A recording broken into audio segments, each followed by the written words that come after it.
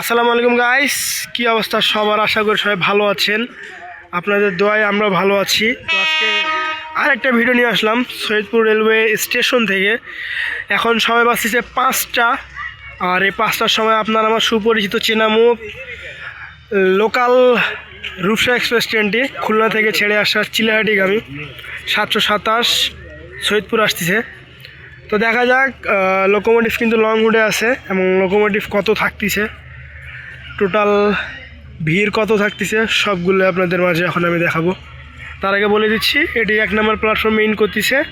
আর এখানে তেলের ট্যাঙ্কি, আর এই পাশে কিছুটা কোচ আছে এলএসবি আর পিটি ইনকাগুলো। ওই যে এলএসবি একতা দুজন পঞ্চগড়, আর এটা রূপসা সীমান্তের।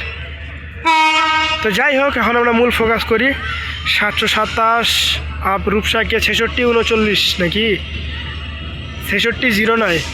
6609 এত পুরানো হয়ে গেছে, মনে হচ্ছে ভাঙড়ি। দুইটা তো হেডলাইটই জ্বলে না।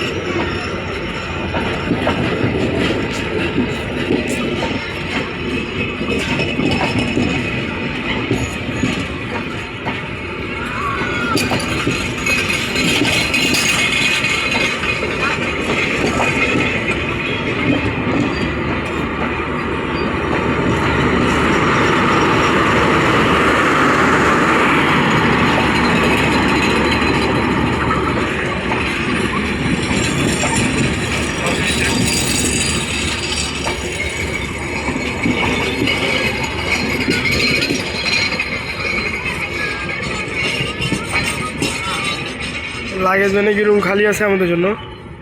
যাইস না, আমাকে সারে যাইস না, সারে যাইস না, সারে যাইস না, যাইস না, যাইস না, যাইস না, যাইস না।